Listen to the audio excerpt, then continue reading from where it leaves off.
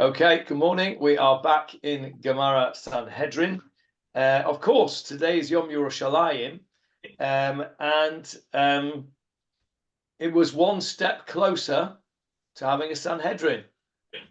Once we have Yerushalayim biyadenu in our hands, that's one step closer to having a Torah state, if that's what we want, and a Sanhedrin running the show. I suspect that if we ever get to that stage, it will be a very different type of Sanhedrin than the one that we're learning about, but there will be obviously based on the laws that we learn in the Torah. We are in the topic of the Kohen Gadol, what he can and can't do. We're on page 19a. We're on page 106 in the Stein's Out, and I'll share the screen straight away. It was an interesting article I sent you on Kohen Gadol, wasn't it? Yes, very interesting. Very interesting. I should share that. So we're at this part over here where we've got a little symbol here telling us we're on a new topic. We are now, you may or may not be pleased to know that we've finished with Yibum for the time being, and we've finished with Chalitza. We're now on to death. Met lo met, the Mishnah said, vechule. Chule there, you know what that expression means? Chule. It's usually vechule, actually. Chule stands for kaf, vav, and a little chubchik there means that's a shortened version. What does the word kol mean? All, yeah, all or everything. So when you see this little thing here, kaf, vav, and a little chubchik, that is short for kule, which means all of it. Or, in plain Latin, yes, in plain Latin, etc. What does etc. mean? What does et mean? And so on. Yeah, et means and in Latin. Cetera means what is coming, etc. and the rest and everything else. So v'chule means etc. So met lo met, etc. So a person of his dies. Well, it says etc. So where's it referring us to? Where do we know this from? What is it going to be talking about? Well, it's going to be talking about the Mishnah. Let's go back to our Mishnah. It's a couple of pages back and see what the Mishnah actually said. Here it is. It's on 18a. Here we go. There it is, 18a or 101 in yours, Johnny. Yes, I've got it. Thank you. The Mishnah says, met lo met, it's on the screen for you. If a relative of the Kohen Gadol dies, Eino yetze achar hamita. He's not allowed to follow the coffin. Okay, he's not allowed to follow the coffin. Or here we don't have coffins in Israel. We have them wrapped up in a tachrichim and a talis and put on a trolley. He's not allowed to follow the trolley. Why not? Well, we'll see that in a minute. Ella, what does he do? Hein nichasin v'hu nigle. When they are revealed, when they are concealed, hu nigle, he is revealed.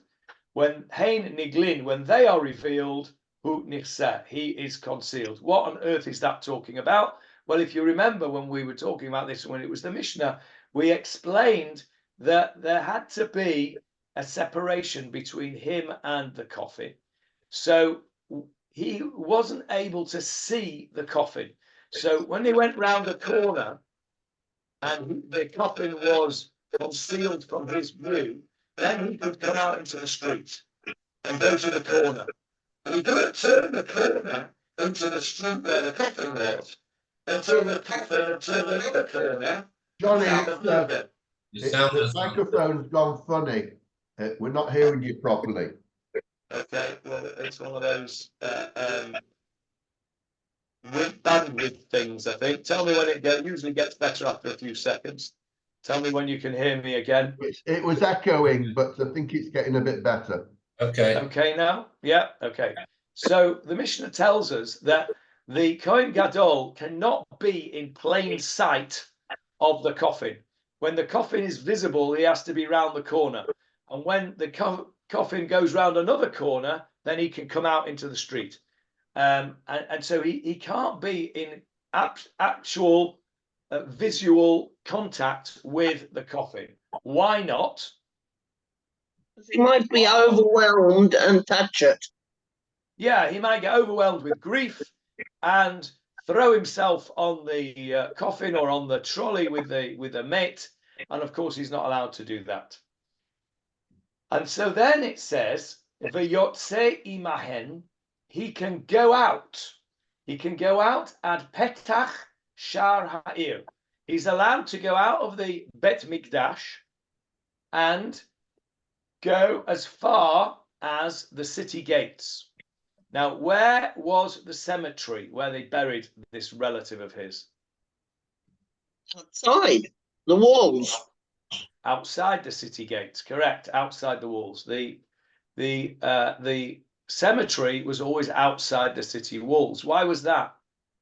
Because the Cohen couldn't be there. Correct. Yeah. Correct. It had to be separate to keep the Kohanim away. So the Kohen Gadol was allowed to go as far as the city gates. Now, why was he not allowed to go out of the city gates with the coffin?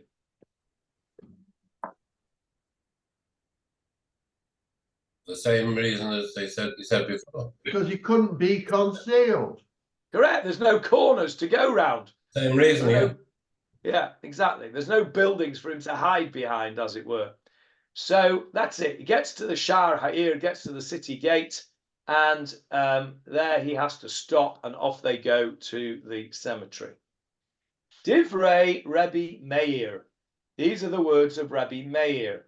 Rabbi Yehuda Omer, Rabbi Yehuda says something different. He says, no, he's not allowed to go out to the city gate, as far as the city gate. He's only allowed to go out as far as the entrance to the Bet Mikdash. Eino yetze min hamikdash. He cannot go out of the Bet Mikdash. So he can't go skulking round corners, hiding himself from view, as Rabbi Meir says he can, and he can't go out to the city gates, as Rabbi Meir says. He's got to stay in the Beit HaMikdash. And Rabbi Yehuda brings a proof, and he brings a pasuk, and we'll look at that in a minute. There's a pasuk that says, Umin HaMikdash, and from the Mikdash, whatever that means, Lo Yetze, he shall not go out. That is the vechule. That is the etc. that the Gemara is pointing us to. Now, of course, in the days before printed Mishnayot and Gemarah, which would have been, when did the printing press come into being? 15th century? 1600. Yeah, 15th century, yeah? Something like that. So before the 15th... It was actually 14th century, really. 14th century, okay. Well, around about that time, anyway. Before that, there were only manuscripts. And, of course, not everybody had a manuscript because they were very expensive. So when it says on our Gemara, we're going to go back to our Gemara 19a now. When it goes to our Gemara and it says... here, met lo met, etc. It's because they knew it Baal Peh. They knew it off by heart. And of course, even today in Hasidic circles, great store is placed upon remembering stuff Baal Peh, off by heart. Those of you who were of that ilk may remember the Pirchim seal. Yes, Johnny? I do. I remember doing some of it. Yeah, so the Pirchim, what does Pirchim mean, by the way? Flowers. Yeah, how would we say that in modern Hebrew? Pirchim. Yeah, Pirchim. Okay, Pirchim Siyum were the flowers. Who are these flowers? These The Pirchim. children. The children. They were the children of the Chadarim, the children of the Cheders. They were called Pirchim because they were flowers. They were young flowers. They were the flower of our youth. And they used... Also, today, even today, some of the Chaydarim or the yeshiva have choirs of young boys whose voice haven't broken yet, and they're called Pirchei whatever. Pirchei, the name of the Cheder or the yeshiva. Correct. So Pirchim are the young boys, and the Pirchim Siyum back in the day of the Aguda, it was a competition to see which little Cheder Yingle could remember off by heart the most Mishnayot. And Johnny Halpern learned a few. I don't suppose you ever won it, did you, Johnny? No, far from it. Because the kids that won it used to know zillions of them, hundreds and hundreds of Mishnayot. If you have these 5-year-old kids, 7-year-old kids, knowing literally hundreds of Mishnayot off by heart. Well, that's being like a parrot. Well, maybe. It may be. The question is whether they understood what they were saying. That's a different question. But I'm merely pointing out that even today, there exists a high store is placed upon knowing stuff off by heart. And I think, actually, that there is something to that. Because when you know and learn something off by heart, you know it far better than when you just read it alone. Now, I often say to you, don't I? I often say to you, where have you said that today? And when I say that, you know that it's in davening. And then you search your mind. I bet if I said it to Paul Sayada, he would get it instantly. Not because he's cleverer than anybody else, but because he's a Sephardi and he knows the whole of davening off by heart. And I remember the first time I went to Gibraltar about 40 odd years ago. I was absolutely blown away. I went to the Sephardi shul there called Sha'arei Tefillah, as it so happens, the same name as our shul. And there they had these young kids, some of them as young as 3 or 4 years old, and they recited the entirety of Shabbos morning davening off by heart beautifully. I was amazed. It was fabulous. And that's what they learn. And they know it. The Sephardi kids, I've seen them here do it. Yeah. It's very much part of the Sephardi minhag to learn things off by heart. And I think there is some value to it. This downside. One of the reasons for that, Johnny, is that you go into a Sephardi shul any day of the week, and the whole davening is out loud. Yeah. Shliach Tzibur says every single word, not just the first line and the last line of every paragraph. Yeah, how ridiculous, eh? Fancy that. What a ridiculous thing to say all the davening. Have you ever heard such a crazy idea? Yeah, you're right, of course. And of course they are right. So huh? When I sit behind Paul and he davens. Yeah, he davens every word out loud. Yeah. The downside, of course, is that maybe they don't understand what they're saying, and as Jeffrey said, they're just parroting it along.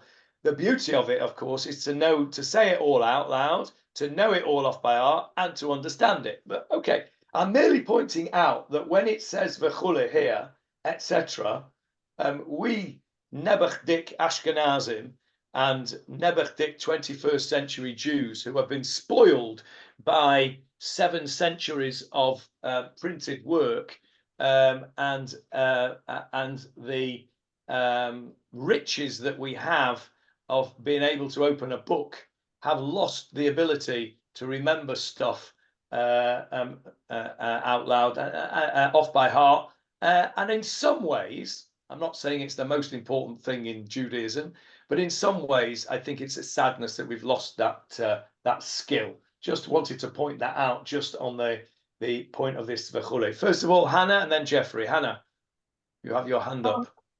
Comments.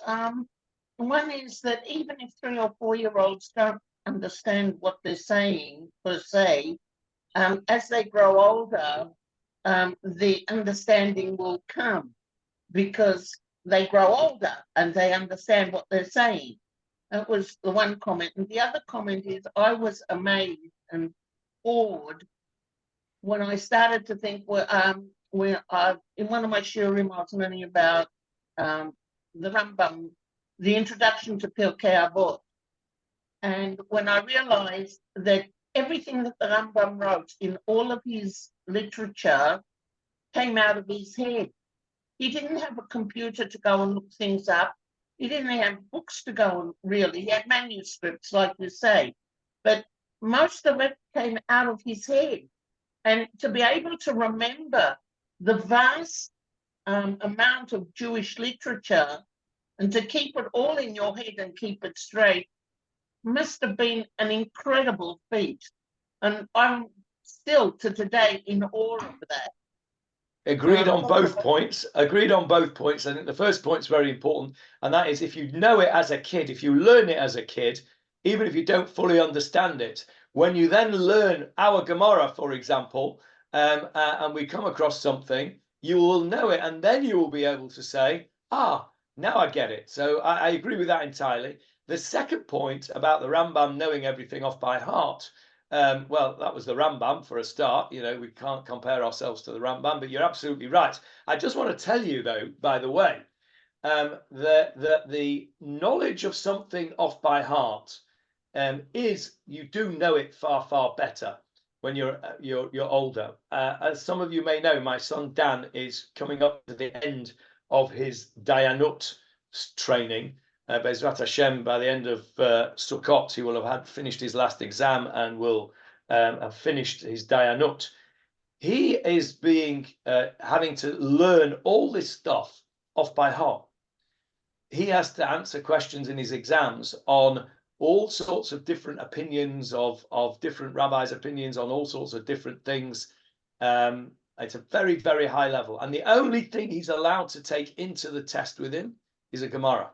Nothing else. Not a Shulchan Aruch, not a Rambam, not a Mishnah Brura, nothing. He has to know all of those opinions off by heart. And you've really got to know it. Remember when you were at university doing your exams, right? Or you're doing your A-levels or whatever it was? You had to know all that stuff. And the more you learn it and you know it off by heart, you know it far better than you do when you look it up.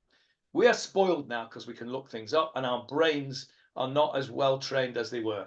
Okay, I think we've established that point. Jeffrey, you wanted to add something? Only that I also learned that it is preferable to say your prayers from a siddur rather than from memory. Only say it from memory if you don't have access to the siddur. Agreed. That's a different point altogether, but you're absolutely right. The reason that you should say it from a siddur is because A, you might get it wrong if you don't, and B, it helps you concentrate on the words.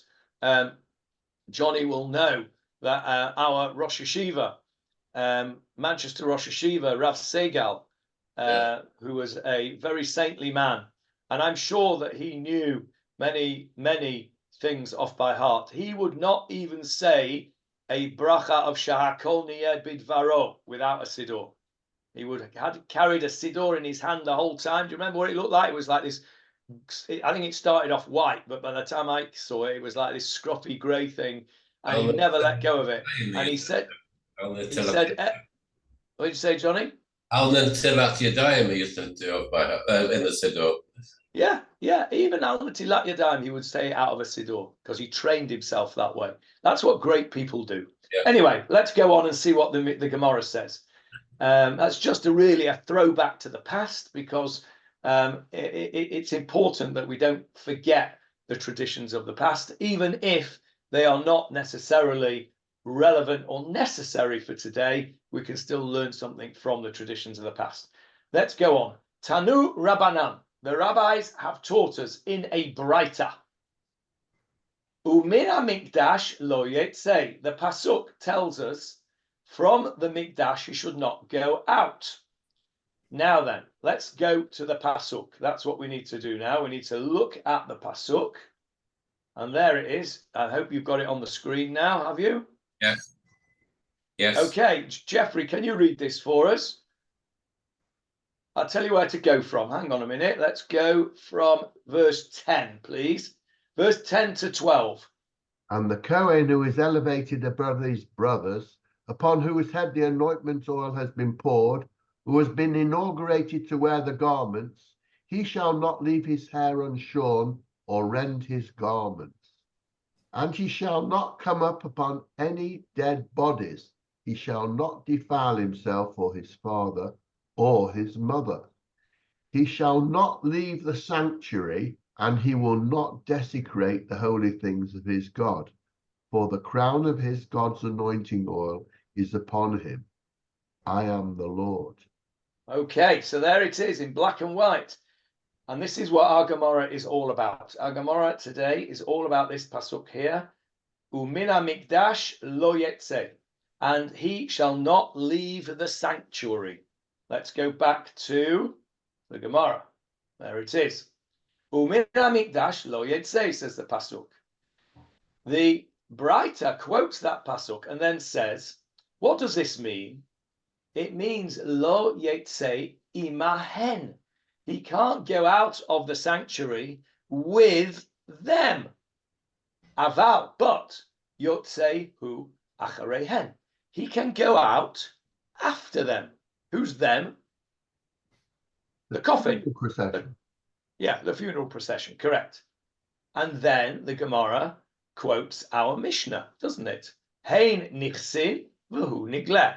They are concealed and he is revealed. Hein niglin v'hu nichseh. He is revealed, they are revealed, and he is concealed. Meaning, they go around the corner and then he comes. They go around another corner and then he comes further, and they're not in visual contact. So this Breita is basically explaining the Mishnah. And then it goes on to say, Vayotze ad petach. And he goes out to the entrance. What did the Mishnah say? Can you remember what then it says? We've got another v'chula there, etc. What was the etc. of the Mishnah there? What did it say? Don't look at the Mishnah and tell me what it said. Vayotze ad petach. What were the next two words? Mikdash. No. No. Oh, that's the city. Yes. Shah Ha'ir, the gates of the city. He's allowed to go to the entrance of the gates of the city. See, we'd be no good, would we, at this v'chula business, at this etc. business? We couldn't remember two words from 10 minutes ago. So we're probably all a bit past it, remembering all this stuff off by heart, aren't we? It's a good job we've got printed stuff. So, Vayetze ad petach, he's allowed to go out to the entrance of the city gates. Now, the Breita says this, or the Gemarah says this. Shapir ka'ama Rabbi Yehuda. That's okay, according to Shapir ka'ama Rabbi Yehuda. This does not fit, does it, with Rabbi Yehuda? Because what does Rabbi Yehuda say? Rabbi Yehuda says, you're not allowed to go out of the Mikdash itself. It was Rabbi Meir who said, he can go out to the entrance gates, to the entrance of the city gate. So there is a pasuk that says, Rabbi Yehuda's got a pasuk. Rabbi Yehuda's. So what the Gemarah is saying here, I've not explained this properly. What the Gemarah is saying here is that Rabbi Yehuda will say to Rabbi Meir, what are you talking about, Rabbi Meir? How can you say he's allowed to go out to the city gates when there is a pasuk that says, there it is in black and white, he shall not leave the sanctuary? Rabbi Meir, what are you talking about? Says Rabbi Yehuda. So Rabbi Meir says, well, I'm saying what it means is he can't go out of the Mikdash with them. He can go out on his own. Okay, that's what he says. Amar lach Rabbi Meir. Rabbi Meir will say, it can't mean what you say, Rabbi Yehuda. Rabbi Yehuda if you say that he can't leave the sanctuary at all, It's echoing again. Sorry. still echoing? No, it's still there. Now? I don't know. Any good? Can you hear me? No, can't hear me. No, okay, well, we'll have to It's wait. getting a bit better. It's getting a bit better. Okay, all right, okay. No, So, it's better now. okay, so Rabbi Meir says to Rabbi Yehuda, what do you mean he can't leave the sanctuary? Look at the Gemara here. If so, if that's right, what you say, that he can't leave the sanctuary, lebeito namilo, he won't ever be able to go home. If you're taking it literally, says Rabbi Meir to Rabbi Yehuda, Rabbi Meir says to Rabbi Yehuda, stop being such a literalist. If you take this literally, umin hamikdash lo yetzeh, and from the sanctuary he cannot go out, that means that he can't even go home. That means that he's got to stay in the sanctuary the whole time. That can't be the case. So what does it mean then? Rabbi Meir explains the pasuk that says, umin hamikdash lo yetzeh, and from the sanctuary he shall not go out. He explains it differently. And he says, what does it mean? It means mikadushato lo yetzeh, from his sanctuary, from his sanctified state, he shall not go out. The Kohen Gadol is in a sanctified state, is he not? He's tahor, he's pure. He has his own sanctification. So when it says min hamikdash, it doesn't say min beit hamikdash, from the house of the sanctuary. It says min hamikdash, from the sanctuary. Says Rabbi Meir, what it means is he's not allowed to leave his state of purity. And so he's not allowed to go out. Let's finish this a little bit. V'kevan, and since de'it le hekera, and since there is, he makes this this distinction between him and the coffin. In other words, there is this business of him not actually visually seeing it. Lo ati leminga, he will not come to touch it and to make himself impure. So Rabbi Meir says to Rabbi Yehuda, you've misunderstood what it means when it says lo yetzeh min hamikdash. It doesn't mean he shouldn't come out of the place of sanctuary. That's what Rabbi Yehuda says it means. Rabbi Meir says it means he shouldn't come out of the state of sanctification. And in order to prevent that, I've got a method where he can follow the funeral procession to the city gates at a distance, round the corner, so he can't actually see it, and he's not tempted to go running and fling himself on the corpse. And that's fine. So Rabbi Meir is taking a more lenient view of the thing. Rabbi Yehuda, of course, must have lived in Manchester and takes the most machmir possible view, the strictest possible view, and says, no, he's not even allowed to leave the Beit HaMikdash. I think there was somebody wanted to speak. Was it you, Julia, first, and then Johnny? Julia. Didn't we learn when we did the beginning of Shmuel Aleph that Shmuel slept in the Beit HaMikdash and that Eli was also there, and Eli we know was married because he had children. Do we know whether they, the high priest, the Kohen Gadol, did leave the sanctuary or not? Good question. They did leave the sanctuary, and they were allowed to leave the sanctuary, but they also had accommodation in the sanctuary, as we know from Shmuel Aleph. You're right, because Eli HaKohen was there, and Shmuel, as a young lad, was his servant. And remember, he woke up in the night and being called by God, and he thought it was Eli calling to him for his cup of tea or whatever. And he went off to say, and he says, what do you want? He says, I never called you. Go back to sleep. So you're absolutely right. Well done, Julia, for remembering that. The Kohen Gadol did have accommodation there, but he was allowed to leave the sanctuary. I mean, he must have, as you say, left the sanctuary to go back to his wife because he had children. and it would not have been permitted to have made babies in the sanctuary. So the Shmuel Aleph shows us that they did have accommodation for the Kohen Gadol, but he was also allowed to leave the sanctuary. I think we had, who was next? Johnny and then Sharon. Johnny first. I think when he said that the Kohen Gadol, they couldn't leave because he was in a state of holiness, according to a little note I'm reading here, he's actually in the middle of doing some sort of service in the temple. There's a service going on and he can't interrupt it to go out to the funeral. Okay, that's interesting. So the Kohen Gadol, of course, only did one service a year as the Kohen Gadol. Yeah. He could do the service of the others as a regular Kohen, but the Kohen Gadol's service only took place one day a year on Yom Kippur. So it could mean that on Yom Kippur, I suppose, although whether they would have buried people on Yom Kippur, I doubt, because there's too many malachot you'd have to do, digging and all that lot.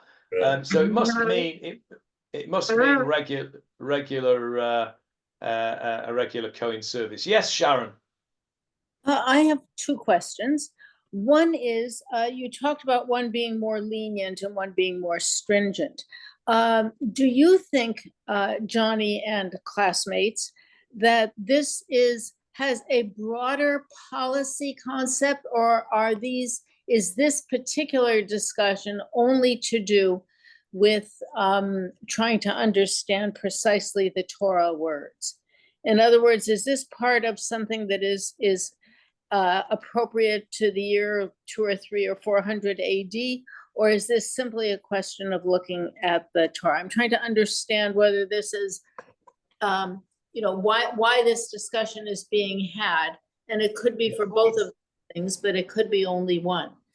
And the second question I have for you to answer later, or maybe at the beginning of the next class next week, is the applicant. We started out several weeks ago with saying that, Julia, I think, had a guest who was a Kohen who said that he couldn't do such and such and such and such at the death of a friend or a family member.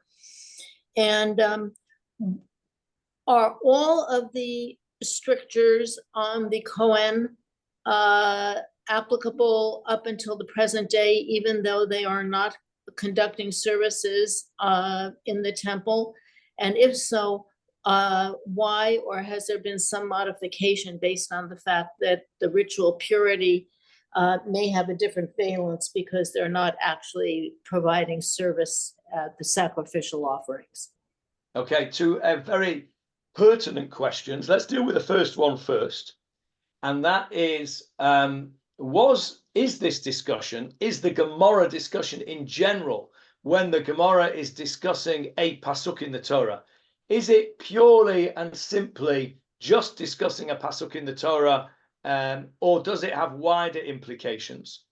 I'm asking on this particular one, on this particular conversation. Okay, well, I think the question applies to all of the Gemarah, actually, because I think the answer is both. Because yes, for sure, we are discussing the pasuk in the Torah, Umin HaMikdash lo yetze, and what does it actually mean? And we have two opinions of how to interpret that pasuk. So at its most simplistic level, it's a discussion about what the Torah is actually trying to tell us what to do on a day-to-day basis, if we had a temple at the time, which is part of the second question, which we'll come to. But I think it's more than that, and I think it does demonstrate that there is this diversity of opinion on how to interpret things from the Torah itself. Our particular discussion is between Rabbi Meir and Rabbi Yehuda. And as my rabbi in Manchester, Rabbi Goldberg, would say, they are both Jewish gentlemen. Okay? They are fine Tanaim. They're both opinions on whom we can rely. Nobody is suggesting that one of them is not a solid opinion, is not a proper rabbi, is some kind of heretic or something like that. They are both very, very highly regarded Tanaim. And yet they have a difference, not just a difference of opinion, but a difference in approach on this particular pasuk. Rabbi Meir takes a more lenient view. Rabbi Yehuda takes a more cautious view, a more stringent view, and says they're both agreed about what the potential problem is. The potential problem is that the Kohen Gadol will do something that he shouldn't do, and that is become ritually impure, which he's not allowed to do.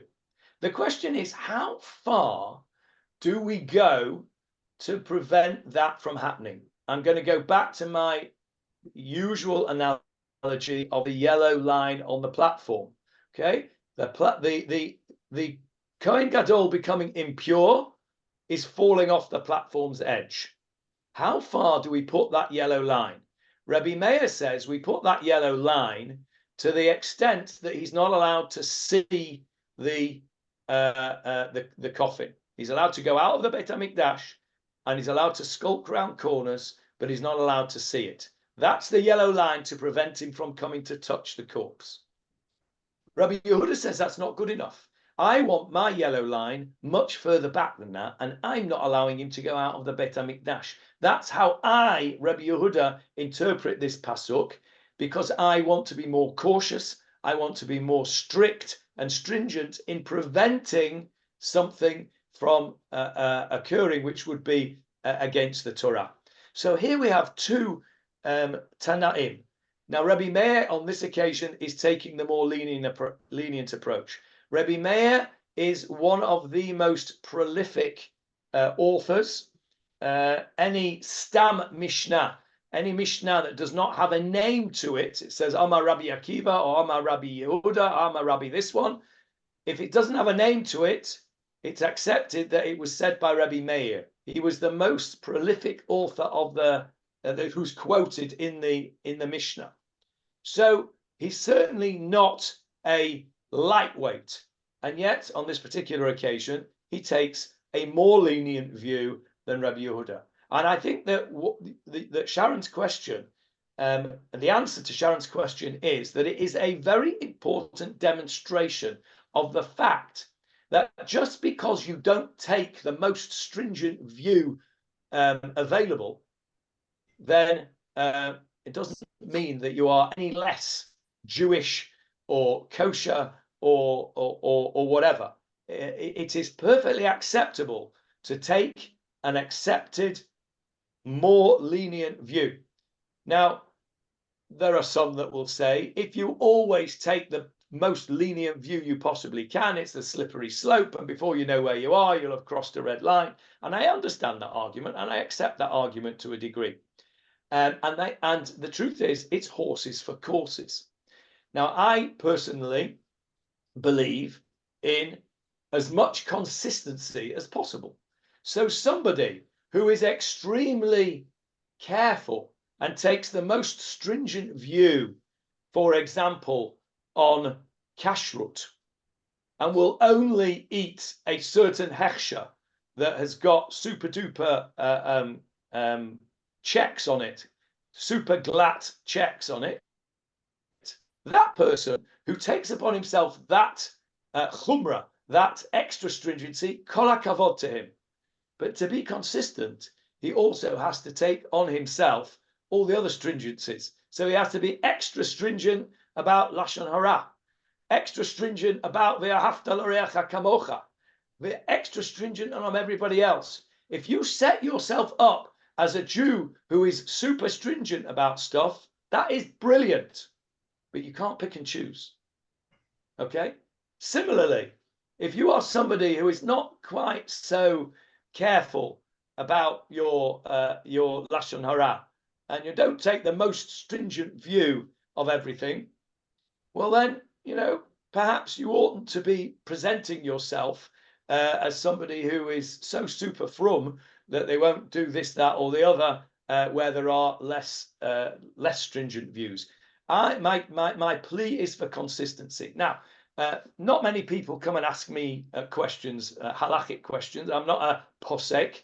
I'm not somebody who sets himself up as being answering questions. But those people that do ask me questions, halachic questions, do so because they know of my approach. And my approach is to look at the person who's asking the question. And I try to make the answer that I give fitting to that person. Now, when I was younger, I did not understand that distinction. And I remember being very upset with a certain rabbi who said about and I think I was more upset about the way he said it rather than he said it, but still. He said that there's a school in Manchester called King David School, which is for those who are not from Manchester, it's a bit like JFS in London. For Sharon and Larry and Hannah, it's a Jewish school which is not an ostensibly Orthodox Jewish school, but has many non-Orthodox and non-observant people that go to it. And they were put out a tender for the catering for the school meals. And a particular caterer who was kosher, who had kosher certification from the Bet Din, but was not a kosher caterer who the super religious would eat, right? And the rabbi said, I got very upset by this. I'm thinking about it now. I think I was more upset about the way he said it than more than what he said. He said, it's good enough for them, implying that, you know, their level, this level of kashrus is good enough for them. And actually, he was right. I think the way he said it was completely wrong, but actually he was right because it was kosher. And that was a decent level. Somebody who wants to choose not to eat that level of kashrut, that's fine. But the implication that it's okay for them, that I'm much better than them and I wouldn't eat it, that's the implication that I objected to. At the time, I didn't fully understand, I don't think, why it upset me so much. Thinking about it now with the benefit of more knowledge and more maturity, it was the idea that there is this hierarchy of frumkeit, this hierarchy of kashrut, which makes somebody who keeps a higher level of kashrut better than somebody who doesn't. That upset me more than anything. So when somebody asks me a question and says, is this hechsher okay for me, right? Is this hechsher okay for me? Can I eat such and such on Pesach, okay? I will look at that person and say to myself, is this somebody who is super machmir about everything else? And if they are, I will say, well, perhaps not for you. Might be all right for me, but perhaps not for you. And if this person is somebody who, like me, is careful about kashrut, but doesn't take the most stringent position I possibly can on everything, well, then I will paskin the shaila, if you like, on that basis. And I think that for me, that is the approach that we should be taking. And so this idea that it's good enough for them is actually a reasonable idea, as long as it is not said in that disparaging manner and with that sort of looking down your nose at those who are not taking the most stringent view like you might do. If you say to me, you know, is a McDonald's cheeseburger that's not from a kosher McDonald's okay for me? Well, that's a different story. It's not kosher. You know, that's a different story. We're not talking about that. We're talking about things that are either kosher or super kosher. Okay, how did we get onto that? That was Sharon's question about. Johnny, One second, Johnny. I just want to answer Sharon's second question. Oh, otherwise, I'll forget what it was. Otherwise, so that was Sharon's first question. Was is this just about the Torah? I think it is about the words in the Torah, but for me anyway, it's much more than that. It's a demonstration of the ability and the permission, if you like, to interpret things either in a stringent way or a less stringent way and still be kosher. Now, the second question of Sharon was about Kohanim today. Are there restrictions? Well, there are still restrictions, but they are really of a much lower strictness, if you like. They are of a rabbinic origin. We know that originally and please God, when we have the restoration of the temple and tahara and ritual purity, it will be once again Torah laws, deoraita, Torah laws that the Kohen cannot make himself impure. We've just read it. Jeffrey read it out to us. He's not allowed to defile himself even for his father and his mother. We're talking about the Kohen Gadol. So, but nowadays, first of all, they're all impure anyway. There is nobody who is ritually impure. So how can you become impure again if you're already impure? Johnny, the sound's gone again. This is I'm still waiting for the internet people to come and fix my internet, which they can't do because my neighbour has still not finished this stupid shiput. But eventually this won't happen. Can you hear me yet? No, yes, you can hear me now. Okay, bit better. So the question is, can a Kohen who is impure, we're all impure, all including all the Kohanim, we are all in a state of tumah. How can he become impure on top of impure? It's an all or nothing. You're either impure or you're pure. So the truth is that a Kohen, according to the Torah law, is already impure. The rabbis imposed these restrictions on the Kohanim of today for two reasons. One, so that we should not forget that the Kohanim are separate. They have a higher level of purity to keep themselves pure. And it is a zecher, it's a reminder of what we had and what we will have in the future. And also, it is a question of elevation. The Kohen is elevated above us simple Israelites. And we have to give them kavod. That's why they get the first aliyah. That's why they get to lead the benching. That's why we have to stand up for the Kohen. We have to give him their seat. We have to get the best portion, etc., etc. Because the Kohen will be the one who who does the service to Hashem on our behalf. So they still do exist, Sharon, these restrictions, but they are of a lower level. They are of a rabbinic level today as opposed to a Torah level, but we don't want to forget them. So therefore we keep them in the hope that very soon they will become back to being Torah laws. So that's the answer to both of Sharon's questions. Johnny, you wanted to say something? I was going to say, when it says the word mikdash, the Kohen Gadol did go into the Kodesh Kodashim on Yom Kippur. But during the week, I'm just reading some notes here that during the year he had to do the sacrificial offerings twice a day. In fact, he did some of them, every day.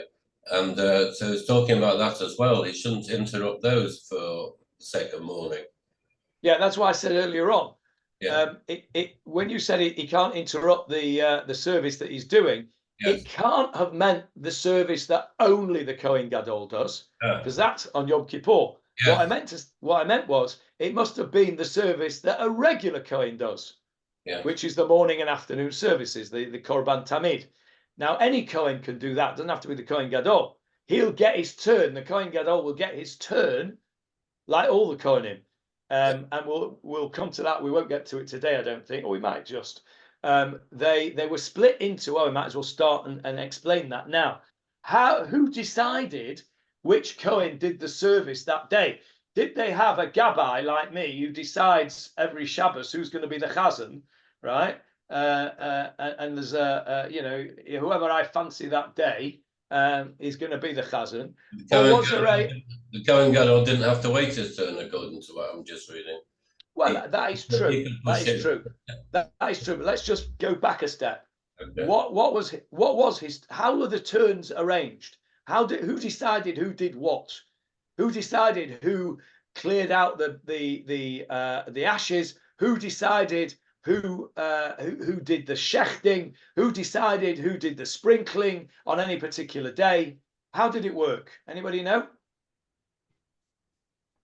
Was it lots? Yeah, not really. No. Well, yes and no. It was done by groups. They were called mishmarot. Don't know, mishmarot. I think mishmarot. I think a mishmar is a singular anyway. I think the plural is mishmarot, and it means a watch from the same word as shomer. Okay. So each group of Kohanim was split into 24 24 watches, 24 groups. They were called watches, right? When you are in the army and your group is on a certain task, that's called a mishmar. It's a group it's on your watch. We say it, it's an English expression, isn't it? I think from the Navy, not on my watch, right? You don't want something bad to happen on my watch. You know, you want to wait, something's bad's going to happen. You want to wait until the watch is changed over and the next geezer's in charge, right? Not on my watch, right? So mishmar means a watch. So it was split up into these mishmars, these watches, and then each watch got a chance. Once a week there was a new mishmar that came along, and the changing of the guard, if you like. Each group of Kohanim got a week's worth of doing the service. So it was a rota, basically. It was a rota. I just told you a long, complicated way of saying it was a rota. Within the mishmar, within each watch, they were split up further into Beit Avot, into the houses of father. In other words, family groups. And each family group got a day to do the service. Okay, so within the mishmar, there was further split up, and it was a rota within that week. So basically, it was a rota system. So if today's rota was for, I don't know, Mervyn Bloch to do the service, then it's his turn to do the service. Now, if I'm the Kohen Gadol, and I come along and say, sorry, Mervyn, I fancy doing the service today, that's the Kohen Gadol's prerogative. Actually, I did that this morning in shul, because there was somebody who was davening for the Omid up till Rebbe Yishmael, and I just fancied doing it today because I wanted it to go at a certain pace, and so I booted him out after Rabbi Yishmael. Actually, he was very delighted because he didn't quite know what to say when, because of Yom Yerushalayim. So, but I just came along and said, okay, well, I'm in charge, so I can do what I like, right? And that's the Kohen Gadol, right? So he can just come along, boot out Mervyn and say, sorry, Mervyn, I'm doing it today. And that's what you just read in that footnote, Johnny. So he may well have been doing a service when he finds that he's got this funeral of one of his family members, and he's not allowed to interrupt it. That's what it means from Min HaMikdash. Hannah, your hand is raised. Is it still raised from before, or is it a new raising? Hannah? It's from before also. Okay, okay. I'm just with this business of he can't leave his sanctified state. If it was to be that, wouldn't the Gemarah write HaKodesh? From, sorry? That's it, HaKodesh, not from HaMikdash, because HaMikdash is the building. Yeah, HaKodesh is his sanctified state. Okay, how do you know that Mikdash is a building? You only know that Mikdash is a building because you learned this Gemara, because Rabbi Yehuda tells us so. Until Rabbi Yehuda comes along, Mikdash could mean Bet HaMikdash. Doesn't say Beit HaMikdash, does it? It says Mikdash, right? You know it's Beit HaMikdash because you've read Rabbi Yehuda's opinion, right? Or you've learned something else which is based upon Rabbi Yehuda's opinion. So you are asking that question with the benefit of hindsight. The Gemara coming along and saying, hang on a minute, and Rabbi Meir in particular is saying, I don't know that this means a building. I don't think it means a building. I think it means a sanctified state. Mikdash means a sanctified state. We know it means Beit HaMikdash because we accept Rabbi Yehuda's concept that the word Mikdash means Beit HaMikdash. If I was Rabbi Meir, I could ask you the question and say, hang on a minute, Hannah, why doesn't it say Umin Beit HaMikdash lo yatzeh? It doesn't say that. So your question is only formulated with the benefit of hindsight. And the Gemara is asking its question without the benefit of hindsight. Let's just get to a place where we can stop. One more on that. I'm asking now a question. You want to tell me that in the whole Gemara, it doesn't use the Mikdash again? No, of course it does, but we're still. This is expressing an opinion on this pasuk. and that's Rabbi Meir's view. He's not taking anybody else's opinion. He's looking at this verse, and he is learning this verse, as it were, without any preconceived ideas on what it means. And that's how the Gemara is learned. I was always taught that we learn the meaning of words in the Torah and wherever from their usage. And I will accept what you say on the basis of Mikdash is not used anywhere else in Torah as Beit HaMikdash. If it's used somewhere else as Beit HaMikdash, then you can say that it should be Beit HaMikdash. I mean, it refers to Beit HaMikdash. Okay, well, that would be somebody else's opinion who may come along. It doesn't say it in our Gemara. Somebody else might come along and do a Gezerah Shavah, which is what you're talking about. It means Mikdash means Beit HaMikdash over here, so it must mean Beit HaMikdash over there. But that's another part of this debate. You are looking at this from a position at the end of the whole debate of the Gemara. Okay, and because you're right, that's what you've been taught, but it's based on the Gemara. We're in the middle, we're in the beginning of the story, and you're applying the conclusions of the story to the beginning of the story. That may well be the basic conclusion in halakha, may well be that we accept Rabbi Yehuda's position. But at the moment, we've not got there. You jump in the gun. Rabbi Meir is entitled to look at that word and interpret it in his way. Can I just say, sorry, I just say, presumably it's lucky that he was looking at the Hebrew, because the English translation has sanctuary with a capital S, which is a proper noun, and therefore would be the Beit HaMikdash. Correct, because the translators have taken it with the opinion that we finally go by, which is Rabbi Yehuda. So the Gemara itself cannot, the translator of the Gemara in that situation can't put, he cannot leave the sanctuary with a small s / sanctuary with a big S, brackets, depending on whose opinion you go by, right? You can't do that when you're translating the Chumash. You have to go and translate it with the benefit of knowing what the end of the Gemara is. But what we're doing now is showing how we got to the capital S. And Rabbi Meir is entitled to his opinion. We might not paskin like that in the end, but he's entitled to his opinion. He's Rabbi Meir. I'm not arguing with him, right? Rabbi Yehuda is, but he's entitled to his opinion, Rabbi Meir. That's the point. That's Sharon's point. He's entitled to his different opinion. Rabbi Yehuda's got temple with a capital T. Okay. Yes, Jeffrey. These were great scholars. Did they have respect for one another, or was one trying to outdo the other?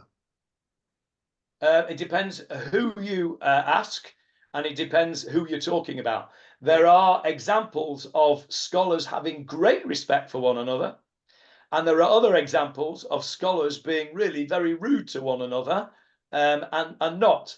And I guess scholars are like every other people. There are some who will be more respectful of others. But the Gemara often talks about sharp answers that are given by one scholar to another.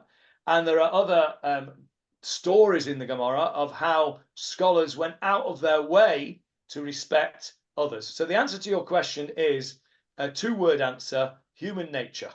Some yes, some no. Yes, David Marks, you had your pen waving there. That's usually a sign of something. Just to expand a little bit on Sharon's first question and looking at the development here, that the Gemara is actually quoting a Sifra. The Sifra predates the Gemara, and the Sifra is Torah Sheba'al Peh. It's one of the earliest commentaries on the Torah, which contains the different opinions of Tanaim. So what's going on here is that we've got this phrase, which if we just look at Torah Shebichtav on its own, it can have a variety of meanings. And we've got these two Tanaim expressing their interpretations, we call this biblical exegesis, on what this actually means. We have the mikdash, for example, used in another context where it could have a different meaning. When it came to blowing shofar or using the Arba Minim, if it's the first day of Rosh Hashanah or the first day of Sukkot was on Shabbat, the Mishnah says that in the mikdash they would blow the shofar. In the mikdash they would use the Arba Minim, and the discussion in the Mishnah there is: does mikdash apply just to the Bet HaMikdash or the whole of Yerushalayim? So that's the first layer that we've got from the time of the Tanaim. Can I just interrupt 1 second? That's a very interesting point. And if you look at the parallels with that, and this is important for Hannah's point, and that is that taking that mission, that concept of blowing the shofar on Rosh Hashanah, either only in the temple or in the whole of Jerusalem, the word mikdash could be Bet HaMikdash, according to that opinion that says it was only there, or the word mikdash again means in the place where there is holiness, which was what do we call Yerushalayim? Good day to discuss this. Ir HaMikdash. Ir HaKodesh. Ir HaKodesh, the holy city. So mikdash does not necessarily just mean Beit HaMikdash. That is something that we have taken on board at the end of all the discussions, because the discussion ends up with being that mikdash in according to Rabbi Yehuda in our Mishnah means Beit HaMikdash. Sorry, David, for interrupting you, but I think the parallel was important to point out. Yeah, no. I think you've consolidated the point there, and I just take it a stage further. That if you look in a Chumash at this pasuk or any pasukim where Torah Sheba'al Peh comes along to explain Torah Shebichtav, so you've got the machloket between Rabbi Yehuda and Rabbi Meir here that's from the Sifra. If you look in Rashi and Ramban, they have also a machloket on how to interpret not just the pasuk, but how to interpret the two Tanaim here. And this is the chain of tradition that comes right down to the modern day Mefarshim, and this is the whole concept of biblical exegesis. And coming back to the point about whether they had respect for one another, yes, of course they did, on the assumption that the chain of tradition was being passed down from one generation to another generation, and views of apikosim were not being introduced. Right. Okay. Agreed. But there are also instances where non-apikorosic Tanaim and rabbis were not respectful of one another. Look at Rabbi Shimon ben Gamliel, who was who was deposed from being the Nasi. That was done in a not very respectful way, etc., etc.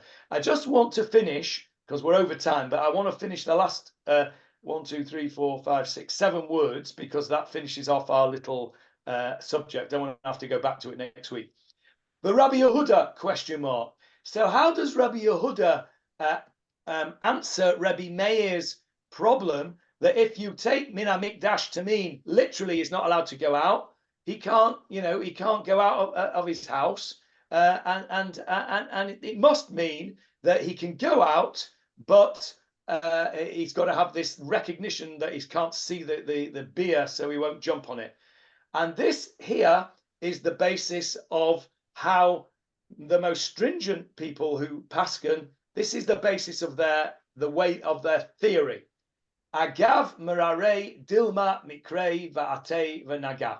Says Rabbi Yehuda, I hear what you're saying, Rabbi Meir, but I'm still concerned that he might come to touch it. And so I want my yellow line further back than your yellow line. And it is, at the end of the day, an individual between these rabbis who are making the decisions. It is an individual, personal concept of how far away from the line you want your yellow, how far away from the platform's edge you want your yellow line. And it may well be that it's different for different people. Because if you're there on the platform's edge with a bunch of sensible adults, right, and you said, where shall I make my yellow line? You might make it a meter away. If you're there with a bunch of rowdy teenagers who are messing about and pushing one another, you might want to make that yellow line 5 meters. If you're with a bunch of children who you can't necessarily control and they might run off without thinking, you might want your yellow line even further back. So this idea of one size fits all is something that I am very, very much against in halakha. And Johnny, I'm sorry, go ahead. Let me finish the sentence. I am very much in favour of this discussion versus stringency versus leniency. Those things that so you have to have intelligence and you have to, as I said before, you have to question Sharon depending on who it is that you're questioning for. Yes, Sharon, sorry. I just wanted to say one thing while all 9 of us are here. I think this is the last class. There won't be class because of Shavuot next week. And after that, Larry and I will be gone until the middle of September. So I will be lurking on the recordings and relishing the comments of every single one of you during the summer, and wish you good health. And may I rejoin you when there are much better times. Amen to that. And Have a safe and a healthy summer. We'll look forward to seeing you back in September, please God. Goodbye, everyone. Thank you, Johnny, for a good class. Any more questions or comments before I stop the recording of relevance to the shiur? Okay, the recording is stopped.